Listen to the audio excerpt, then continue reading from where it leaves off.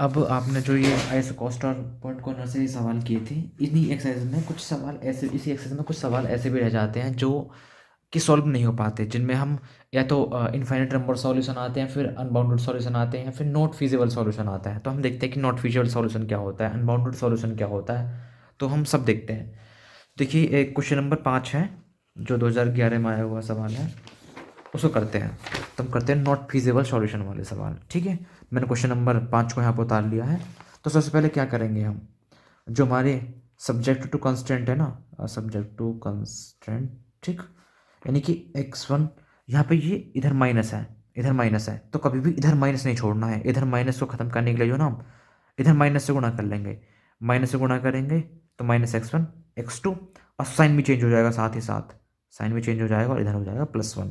ठीक, और यहाँ -x1 + x2, जो ये इस हो जाएगा, और x1 और x2 यानी नॉन नेगेटिव डिस्ट्रीब्यूशन हमारे 0 से बड़े हो जाएंगे।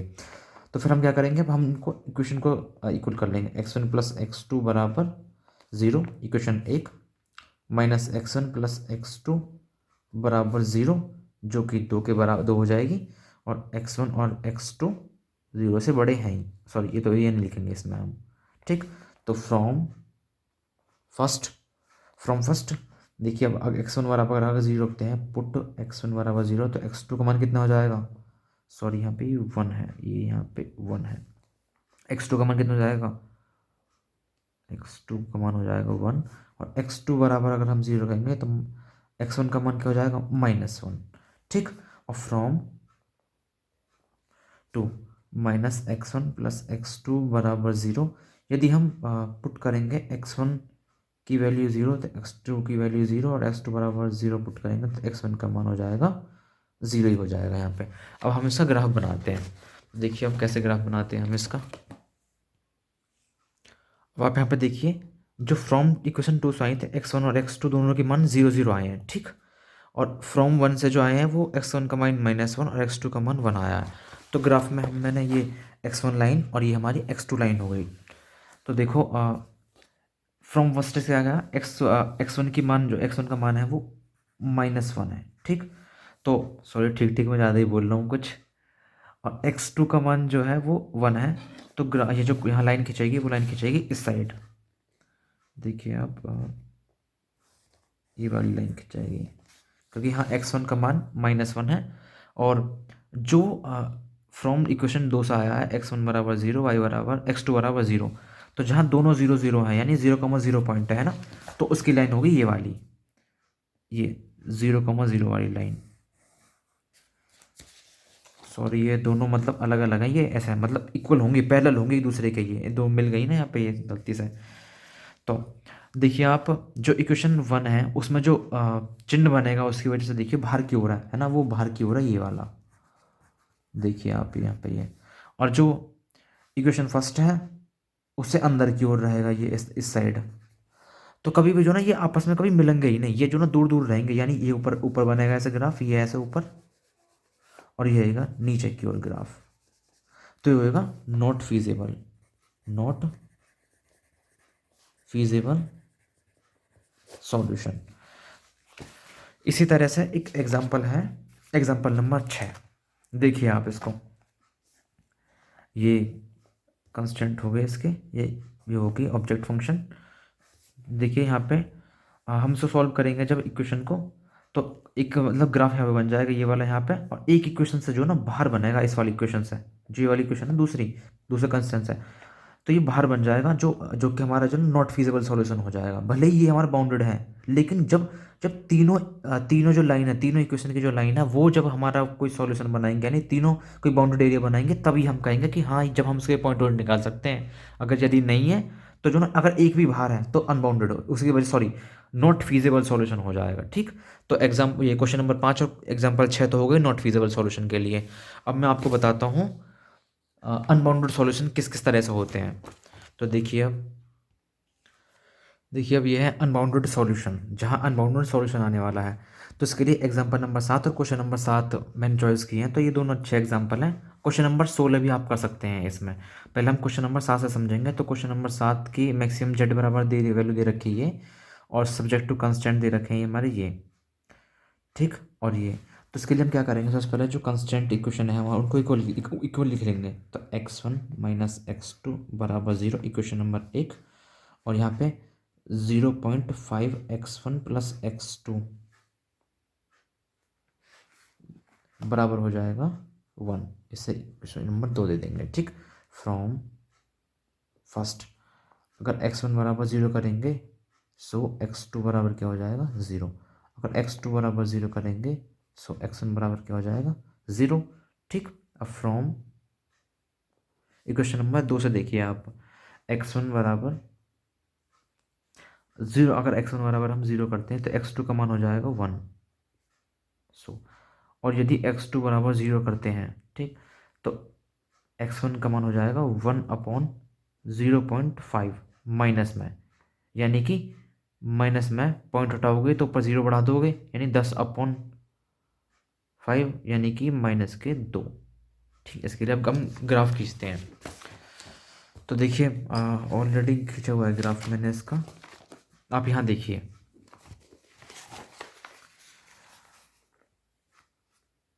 जब इसके लिए हम ग्राफ खींचेंगे ना, इस वाले ग्राफ में मैं आपको दिखाऊं,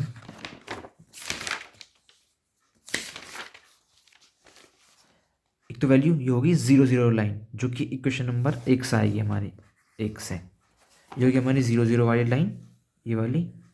और जो दूसरी वाली लाइन है, दूसरी लाइन है हमारी फ्रॉम इक्वेशन नंबर 2, जहाँ x1 की वैल्यू -2 है। x1 की वैल्यू -2, शायद गलती है इस सवाल में कुछ, एक मिनट रुकिए। देखिए मैंने इसका सही ग्राफ बना दिया है, अब देख लीजिएगा कैसे कैसे कैसे बन जाएगा उन इक्वेशन से। तो इसमें क्या होगा देखिए आप, ये क्वेश्चन नंबर 7 का ग्राफ है। इसमें जो इक्वेशन नंबर 1 है वो तो ऊपर की ओर दर्शा रही है चिन्ह से अपने से, उसमें वो है बड़ा वाला चिन्ह, और ये नीचे दर्शा रही है इक्वेशन नंबर 2 में। देखिए आप, इक्वेशन नंबर 1 से ये ऊपर दर्शा रही है इसको, और ये नीचे दर्शा रही है। ठीक, तो ये जो है ना, ये एरिया देखिए आप, यहाँ से ये बाउंडेड एरिया होगा, इधर से ये यहाँ से ये सारा बाउंडेड एरिया होगा। लेकिन जो ना ये एरिया जैसे चौड़ा होता चला जाएगा, ये चौड़ा ही होता चला जाएगा आगे, तो यानी कहीं मिल नहीं पा रहा है ना, तो ये क्या हो जाएगा इसलिए अनबाउंडेड। अनबाउंडेड जो इससे पिछला वाला सवाल है, इसमें नॉट फीजिबल इसलिए क्योंकि ये कहीं मिल ही नहीं रहे, ये मिल ही नहीं रहे, बिल्कुल अलग अलग है एक दूसरे से। और यहाँ पर ये अनबाउंडेड इसलिए क्योंकि ये यहाँ मिलेंगे, मिल तो रहे हैं लेकिन ये कभी आगे जाके कभी मिल ही नहीं पाएंगे, यानी एंड नहीं होगा कहीं भी, यानी कहीं फिट नहीं हो पाएंगे बीच में, जैसे कि और जगह हो रहे हैं पॉइंटों के बीच में फिट। और अब तीसरा रहा आपके लिए इनफाइनाइट नंबर ऑफ सॉल्यूशन, तो उसे और देख लीजिए आप, infinite number of solutions. Unbounded solution के लिए एक एग्जांपल है, एग्जांपल नंबर 7, काफ़ी इंपॉर्टेंट है, इसको आप एक बार देख लेना। एग्जांपल नंबर 7 है ये, देखिए इसको आप देख लेना, इसमें भी वही है अनबाउंडेड सॉल्यूशन कि मिले तो हैं लेकिन वो फिर कभी आगे जाके नहीं मिल रहे हैं। हाँ, एक चीज़ और आपको चीज़ और बतानी थी, जो भी मैंने ये एग्जांपल करवाए हैं, एग्जांपल या क्वेश्चन करवाए हैं, उनमें कोई भी एक, जैसे कि यहाँ कोई भी यहाँ पे ये बनना है, मतलब कोई भी एरिया बनना है, तो देखिए 1 लाइन 2 लाइन 3 और 4 है ना, तो 1 2 3 4, 4 लाइन से घिरा हुआ है यूँ, 4 से, तो ये क्वाड्रिलेटरल हो गया। ठीक है, जो अब जैसे कि यहाँ पे 1 2 3 4 5 से, तो ये पेंटागन हो गया। तो कभी कभी हमारे इसकी शेप भी पूछ ले मैं, तो आप देख लेना एक बार इन सबको, इनकी शेप भी लिख लेना कहीं कोने में। तो ये हो गया। अब इनफाइनाइट नंबर ऑफ सॉल्यूशन के लिए हम देख लेते हैं एक बार, क्वेश्चन नंबर 6 को करते हैं। देखिए एग्जाम्पल नंबर 6 है ये, काफ़ी इंपॉर्टेंट सवाल है। और इनफाइनाइट नंबर ऑफ सॉल्यूशन के लिए एग्जाम्पल नंबर 1 और question number, sorry question number 6 और क्वेश्चन नंबर 1, आप 2 क्वेश्चन कर लेना। जैसे कि ये दिया हुआ है ना 1500 2000 1600 है ना 600, ज़रूरी नहीं है आप सब यही लें, है ना, इनको आप जो ना, या तो आप मतलब 100 के उसमें तोड़ लीजिए, यानी 0 से लेकर 100 ऐसा 200 200 300 ऐसे करके मैं आपको बता दूंगा इस सवाल को भी। देखिए आप ये क्वेश्चन नंबर 6 देखिए आप, इसमें हम तो हम जो कंस्टेंट दिए हुए हैं हम इनको 0 के बराबर कर लेंगे। सॉल्यूशन देखो 5x1 प्लस 10x2 बराबर 50। और हम इसे देखो इसे वो सॉल्व करके लिखेंगे तो 5 एकम 5, 5 दूनी 10 और 5 ही 10, ठीक है ना। तो x1 2x2 बराबर 10, ठीक है। ये वाली तो यहाँ पर ये आ गई। अब ये दूसरी देखिए इक्वेशन, x1 प्लस x2 बराबर 1 और x2 बराबर 4, ये हमारी होगी तीसरी, ये दूसरी, और ये हमारी पहली इक्वेशन हो गई। तो फ्रॉम फर्स्ट पहली इक्वेशन से x1 बराबर अगर 0 रखेंगे तो x2 का मान आ जाएगा 5, और x2 का मान अगर 0 रखेंगे तो x1 का मान आ जाएगा 10। फ्रॉम सेकेंड वैल्यू से अगर x1 बराबर अगर 0 रखेंगे तो x2 का मान आ जाएगा 1, और x2 का मान अगर 0 रखेंगे तो x1 का मान आ जाएगा 1। और फ्रॉम 3x2 बराबर 4 है ही है। देखिए इसका ग्राफ कैसे बनेगा और इन्फिनिट सॉल्यूशन कैसे हो जाएंगे। अरे पेंसिल,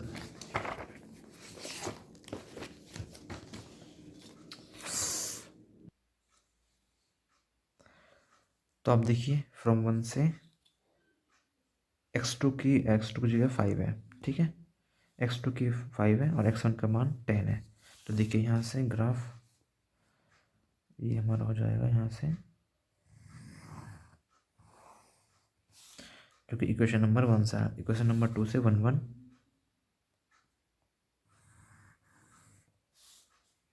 ठीक। और x इससे x2 पे 4,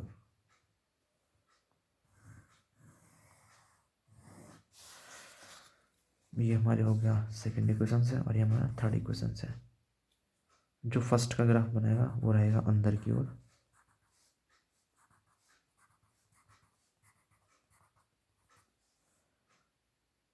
और जो सेकेंड इक्वेशन से रहेगा वो रहेगा बाहर की ओर, ठीक। और जो थर्ड इक्वेशन से रहेगा वो रहेगा अंदर की ओर,